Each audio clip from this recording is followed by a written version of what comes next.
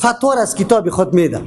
اگر اوله را از کتاب خودش دادی میپذیره، قرار میشه، چپ میشه. اگر اوله را با آیت و حدیث از کتاب مذهب دیگه پیش کردی، گفت این مذهبی ما نیست. امروز ملا صاحبا را که شما پرسان میکنی که رفلیدن چطور است، میگه بله هست، در حدیث هست، ولی در کتاب مذهب دیگه هم نمیگه. در حدیث میگه برات که رسول الله صلی الله علیه وسلم کرده، لیکن باز چی میگه؟ در مذهب ما نیست. این گپ خب دقیق شوی که چقدر سنگین گپ است. مفهوم این گپ چی است؟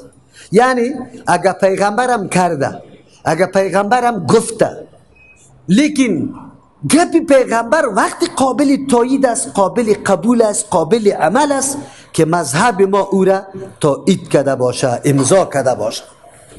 اگر امضا نکرده باشه پیش ما قدر و قیمت نداره، پیش ما قدر و قیمت نداره. شما خب متوجه باشید، امی دوستای ما یک کمی از انصاف کار بگیره، سر در گریبان کنه. امی علمای ما که وقتی یک کسی برش مراجعه میکنه، یک تعداد خو حتی از سر این کار بکنه، میگه منسوخ است. الله امی قدر عقل هم برش نداده که آیا عمل به منسوخ روا است؟ به میلیون ها مردم رفع الیدین عمل به منسوخ میکنه. الله امی عقلشان هم گرفته. امی عوام که کمی عقل داشته باشه، این مولا را دم یک دقیقه چوب میکنه که سوال از پیش بکنه که عمل به منسوخ جایز است، او میگه که این ناجایز است. این قدر مخلوق حرمین مرکز دین اونجا چرا میشه؟ خب افسوس است که کی تعصب عزت بازی از ما بره و حقیقت دین به ما روشن شود، بدانیم که دین چی است. لا نفرق بین احد من رسوله. اینمی قسم لا نفرق بین احد من العلماء، در بین علما ما جدایی نمیاریم که قول فلان علما میپذیریم، قول فلان علما نمیپذیریم. نه این کار قطعا کردنی نیست. هر عالم قابل قدر است، محنت کرده، زحمت کرده، تلاش کرده، دین بر ما آسان کرده. ما مردم سر ما تهمت میزنه فقه را قبول نداره. کی گفت که قبول نداره؟ فقه که مستنبط از قرآن و حدیث باشه، دلیل از قرآن و حدیث داشته باشه، بس رو چشم قبول داریم.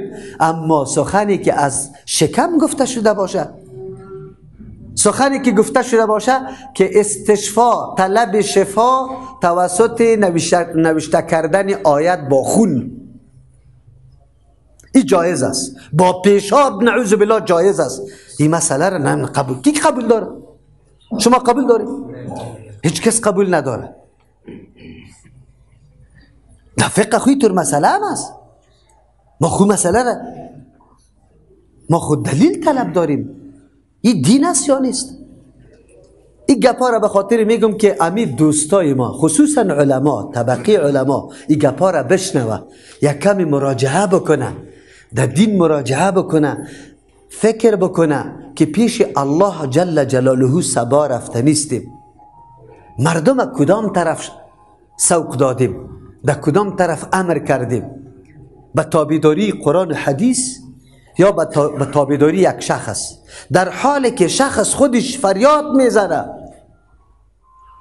که برای کسی جایز نیست که به سخن ما فتوا بده تا ای که بدانه دلیلش که از کجا گرفته. امی امام ابو حنیفه رحمه الله عالم سلف است، عقیده سلفی داره، عقیده به ای داره که الله سر عرش است. عجیب است. او میگه لا یحل لاحد، برای کسی حلال نیست ان یفتی بکلامی که فتوا را به سخن ما بده حتی یعرف من این اخذناه، تا که بشناسه که ما از کجا گرفتیم، سند داره گپی ما یا نه. اگر سند داشت فتوا بده.